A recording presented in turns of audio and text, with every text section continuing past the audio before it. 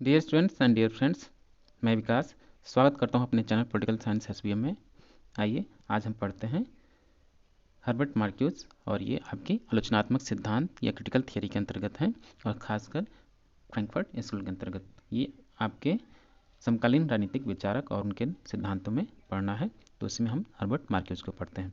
आइए थोड़ा हम जान लेते हैं कि आलोचनात्मक सिद्धांत हैं क्या। आलोचनात्मक सिद्धांत खासकर जर्मनी में नौ मार्क्सवादी सिद्धांतकारों के चिंतन का एक पुंज है जो मार्क्सवादी सिद्धांत की प्रकृति से असंतुष्ट रहे हैं। तो मार्क्सवादी, लेकिन ये भी नौ मार्क्सवादी हैं, लेकिन जो परंपरागत मार्क्सवाद है उनकी विचारधारा से थोड़े असंतुष्ट थे। खासकर आलोचनात्मक सिद्धांत मुख्य रूप से फ्रैंकफर्ट स्कूल जर्मनी द्वारा बढ़ाया गया सिद्धांत है। फ्रैंकफर्ट स्कूल मूलतः 1923 में फ्रैंकफर्ट विश्वविद्यालय में सामाजिक अनुसंधान संस्थान के रूप में स्थापित किया गया। बाद में हिटलर के समय इसे देश निकाला दे दिया गया और हिटलर के पतन के पश्चात पुनः 1953 के आसपास यह फ्रैंकफर्ट में स्थापित कर दिया गया और यह नौ मार्क्सवाद की धारा से जुड़ गया। खासकर इसमें आलोचनात्मक सिद्धांत पर ज़्यादा समर्थन किया गया। इस सिद्धांत के समर्थक आपके मार्क्स के ऐतिहासिक विश्लेषण को तो स्वीकार करते हैं, परंतु वे इतिहास के सिद्धांत यानी थ्योरी ऑफ हिस्ट्री या आर्थिक मूल्य इकोनॉमिक वैल्यू एवं उत्पादन प्रक्रिया की व्याख्या को मार्क्सवाद की मुख्य समस्या नहीं मानते हैं। जितने भी क्रिटिकल थियरिस्ट हैं उनका मानना है कि मार्क्स का जो ऐतिहासिक विचार है, जो उसने ऐतिहासिक विश्लेषण किया, वो तो सही है, परंतु उसके द्वारा दिया गया इतिहास का आर्थिक व्याख्या सिद्धांत और उसकी प्रक्रिया वो इससे मेल नहीं खाता। इसी का हम आलोचनात्मक सिद्धांत करते हैं। खासकर आलोचनात्मक सिद्धांत को मार्क्सवादी राजनीतिक अर्थशास्त्र, हेगलवादी दर्शन और सिगमंड फ्रायड के मनोविज्ञान का मिश्रण माना जाता है। खासकर Max Horkheimer, Theodor Adorno, Herbert Marcuse, Habermas, Erich Fromm, Walter Benjamin आदि इसके प्रमुख विचारक रहे हैं। उसी में हमको एक समकालीन राजनीतिक विचारक में खासकर आलोचनात्मक क्रिटिकल थियरी के अंतर्गत हर्बर्ट मार्क्यूज को पढ़ना है, उसी को हम पढ़ रहे हैं। आइए अब इनसे जीवन परिचय पर थोड़ा ध्यान दे देते हैं। संयुक्त राज्य अमेरिका के युवा वर्ग पर हर्बर्ट मार्क्यूज का काफ़ी प्रभाव पड़ा। उसका विचार था कि समग्र अस्तित्व के लिए व्यक्ति के अस्तित्व को खत्म नहीं किया जाना चाहिए। उसने उत्तर औद्योगिक समाज की व्यवस्था की विवेचना प्रस्तुत करते हुए कहा कि इस प्रकार के समाज में व्यक्ति 6 घंटे कार्य करने के पश्चात 18 घंटे स्वतंत्र रह सकता है, किंतु ऐसी व्यवस्था की जानी चाहिए जिसमें व्यक्ति 1 घंटा कार्य करे और 23 घंटे स्वतंत्र रहे। मार्क्यूज कार्य संपन्नता की अपेक्षा स्वतंत्रता को अधिक महत्व देता है। उसके अनुसार उत्पादन की तुलना में मानव की स्वतंत्रता महत्वपूर्ण हो गई है। हर्बर्ट मार्क्यूज ने अतिरिक्त मूल्य के सिद्धांत का समर्थन करते हुए कहा है कि पूंजीपति श्रमिक को गलत मार्ग की ओर ले जाता है। वह अपने लाभांश की वृद्धि के लिए अधिक उत्पादन करता है। वह श्रमिकों के अधिकाधिक काम लेने के इच्छुक रहता है। इसके फलस्वरूप किसी भी व्यक्ति को अपने बारे में क्षण भर भी सोचने का अवकाश नहीं मिल रहा है और व्यक्ति का जीवन एक आयामी बन गया है। मार्क्यूज सीमित कार्य की व्यवस्था का भी समर्थक है। उसका मत था कि इससे व्यक्ति को अधिक से अधिक अवकाश मिल पाएगा। जीवन परिचय। हर्बर्ट मार्क्यूज का जन्म बर्लिन में, जो आपके जर्मनी में है, बर्लिन में 1898 में हुआ। उसकी शिक्षा दीक्षा फ्रीबर्ग विश्वविद्यालय में हुई। बाद में यह रोजा लग्जमबर्ग के साथ एक क्रांतिकारी दल का सदस्य हो गया। मैक्स हॉर्कीमैन तथा टी.डब्ल्यू. एडोर्नो के सहयोग से उसने मार्क्सवादी समाजशास्त्र की फ्रैंकफर्ट विचारधारा की नींव डाली। कुछ समय पश्चात उसने अमेरिका की नागरिकता प्राप्त कर ली और वहाँ ब्रैंडेन विश्वविद्यालय में राजनीति विज्ञान तथा दर्शन शास्त्र का लेक्चरर बन गया। 1967 में वो कैलिफोर्निया विश्वविद्यालय से जुड़ा, लेकिन कुछ समय बाद 1968 में उसने पेरिस विश्वविद्यालय की विवेंस स्थित शाखा में प्राध्यापक का कार्य किया और 1979 में वो चल बसा, यानी उसकी मृत्यु हो गई। मार्क्यूज के राजनीतिक विचार को देखते हैं हम। मार्क्स के समान समाज की व्याख्या के लिए हेगल द्वारा प्रतिपादित द्वंद्ववाद के स्वीकार को तो हर्बर्ट मार्क्यूज स्वीकार करता है, परंतु उसमें और मार्क्स में एक मौलिक अंतर पाया जाता है। मार्क्स भौतिकवादी द्वंद्ववाद में विश्वास करता है, लेकिन मार्क्यूज एक ऐसे द्वंद्ववाद का प्रतिपादन करता है जिसकी परिणति बुद्धिजीवी वर्ग की तानाशाही होती है। मार्क्यूज के विचार Erich Fromm, David Riesman, Hannah Arendt, Erikson, C Wright Mills और उन सभी लेखकों के विचारों से भिन्न है जिन्होंने वर्तमान समय की औद्योगिक समाज में मानव की स्थिति के संबंध में चिंता व्यक्त की थी। उसके पश्चात प्रत्यक्ष या परोक्ष औद्योगिक युग की ओर लौटने का सुझाव दिया गया था। इसके साथ ही मार्क्यूज का मानना है कि औद्योगिक समाज की दिशा में लौटने से कोई लाभ नहीं है। हर्बर्ट मार्क्यूज आपका चूंकि नौ मार्क्सवादी विचारक है और फ्रैंकफर्ट स्कूल विचारधारा से संबंधित है और उसका जो सबसे फेमस बुक है वन डायमेंशनल मैन, और इसकी संकल्पना या जो इसके द्वारा दिया गया अवधारणा भी वन डायमेंशनल मैन के नाम से जानी जाती है।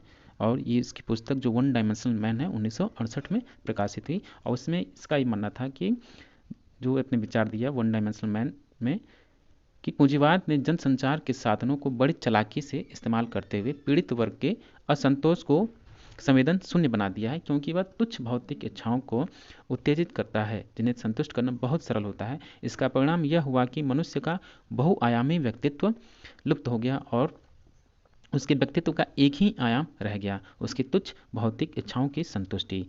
इस तरह एक उपभोक्ता संस्कृति यानी कंज्यूमर कल्चर मनुष्य के व्यक्तित्व पर हावी हो गई, जिसने उसकी सृजनात्मक स्वतंत्रता यानी क्रिएटिव फ्रीडम के विचार को बहुत पीछे धकेलकर उसे एक आयामी मनुष्य बना दिया, और वो यानी वन डायमेंशनल मैन बना दिया। इसी को यही इसकी संकल्पना है, और इसके द्वारा प्रकाशित पुस्तक भी, उसका भी नाम वन डायमेंशनल मैन है।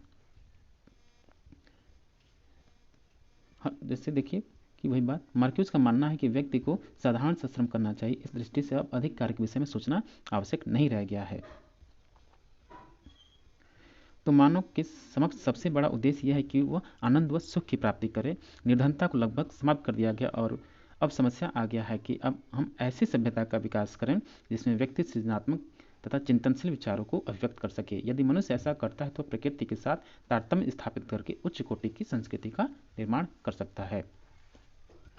उसके द्वारा एक और अतिरिक्त दमन का आधार, उसमें क्या कहता है, मार्क्यूज ने पूंजीपतियों को आदर्श समाज के निर्माण में सबसे बड़ी बाधा के रूप में देखा।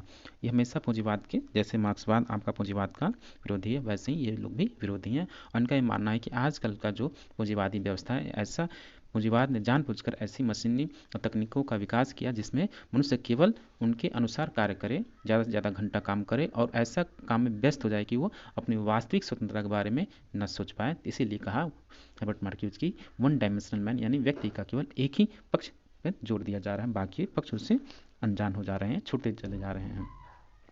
पूंजीपतियों को सिर्फ लाभ प्राप्त करने की दिशा में सचेष्ट रहने वाले वर्ग के रूप में देखा, अतः साधारण जनता को पूंजीपतियों के लालच में नहीं आना चाहिए। मार्क्यूज की मान्यता है कि लालचवश पूंजीपति श्रमिक से अधिक काम लेना चाहता है, अतः उसे इस लालच से बचना चाहिए। इसे मार्क्यूज के अतिरिक्त दमन का नाम दिया जाता है।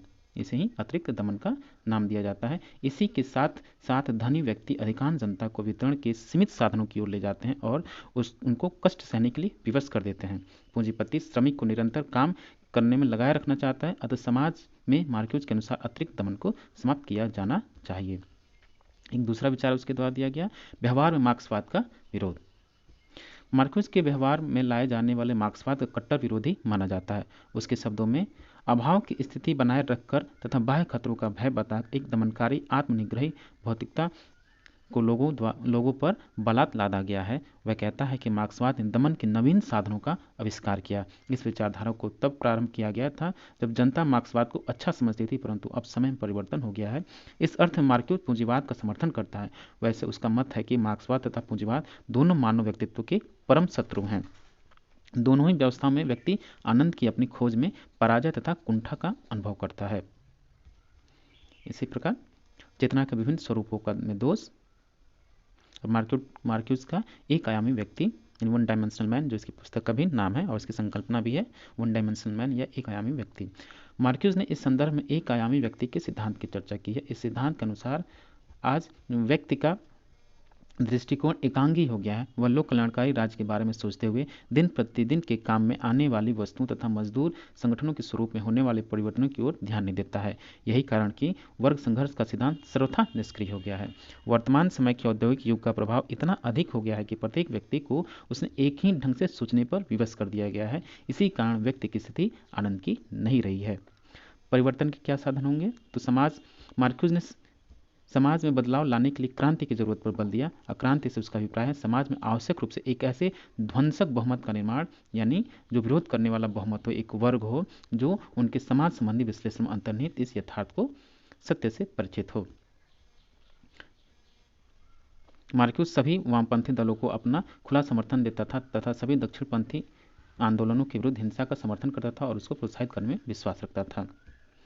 1960 के दशक में मार्क्यूस को विद्यार्थियों द्वारा चलाए गए उस आंदोलन का एक प्रमुख नेता माना जाता था, जिसका उद्देश्य न केवल संस्थाओं को बदलना था बल्कि स्वयं मनुष्यों को भी अपने दृष्टिकोणों, भावनाओं, लक्ष्यों तथा मूल्यों को सभी को बदलना था।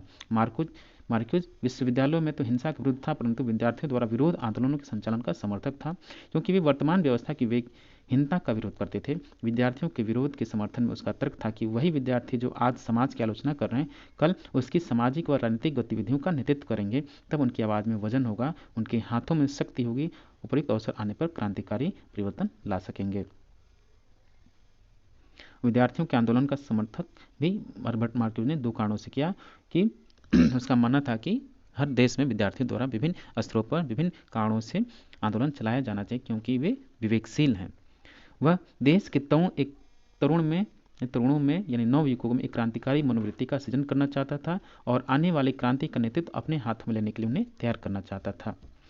चेतना के वर्तमान स्वरूप से ऊपर उठने का तथा एकांगी अथवा वन डायमेंशनल चिंतन से मुक्ति पाने की दृष्टि से मार्क्यूस ने नकारात्मक चिंतन अथवा नेगेटिव थिंकिंग की संकल्पना का विकास किया। उसका विचार था कि जब तक विद्यार्थी उसकी दिशा में सोचना शुरू न करेंगे, तब तक वे आज के मूल्यों के दायरे में ही वस्तुओं को देखने की विश्वास में बंधे रहेंगे। यद्यपि समाज में लाने के लिए मार्क्यूस ने हिंसा के मार्ग का गठन प्रतिपादित किया, लेकिन उसने यह स्पष्ट नहीं किया कि हिंसा का संगठन कैसे किया जाएगा और उसकी मंजिलें कौन सी होंगी। इस बात में वो बताने में विफल रहा। हिंसा का तो समर्थन करता है, लेकिन समाज में बदलाव के लिए भी क्रांति का तो समर्थन करता है, लेकिन उसका स्तर कितना होगा, उसका संगठन कैसा होगा, कि उससे कितना लाभ हो कितना नुकसान हो, ये बताने में वो असफल रहा। इसमें संदेह नहीं कि अलगाव का सिद्धांत आधुनिक समाज के अंतर्गत रंग बिरंगी भीड़ में खोए हुए मनुष्यों की व्यथा का सजीव चित्रण है, परंतु यह उसकी मुक्ति की कोई निश्चित राह नहीं दिखाता। देखा जाए तो अलगाव का सिद्धांत किसी स्वप्न लोक यानी यूटोपिया के साथ यथार्थ जगत की तुलना करते हुए उसकी त्रुटियों को दर्शाता है। अगर इसी को हम दूसरे शब्दों में कहें, यानी यह वर्तमान समाज को किसी ऐसे काल्पनिक समाज के संदर्भ में रख कर देखता है जहाँ मनुष्य की सारी बुनियादी जरूरतें पूरी हो सकेंगी, जहाँ के सामाजिक संगठन को सब मनुष्य हृदय से स्वीकार करेंगे और जहाँ केवल ऐसे बंधन रह जाएंगे जिन्हें मनुष्य खुशी खुशी अपनाएंगे। ऐसी व्यवस्था को हम एक लक्ष्य के रूप में तो स्वीकार कर सकते हैं, परंतु उसे हम वर्तमान व्यवस्था के मूल्यांकन का मानदंड नहीं बना सकते, क्योंकि ऐसी व्यवस्था हो गई है एकदम पूंजीवादी व्यवस्था जिसमें प्रत्येक मनुष्य रंग गया है और उसे कल्याणकारी मार्ग तो प्रशस्त हुआ है, कुछ कमियां हैं, लेकिन फिर भी वर्तमान परिप्रेक्ष्य में जो व्यवस्था है वो जायज़ है। लेकिन ये लोग जो नौ मार्क्सवादी या फ्रैंकफर्ट स्कूल या आलोचनात्मक सिद्धांत के लोग ये नहीं बता पाए कि इसका विकल्प क्या है, इसका उपचार किस प्रकार किया जाए। इस प्रकार ये सिद्धांत थोड़ा सा पीछे रह गया।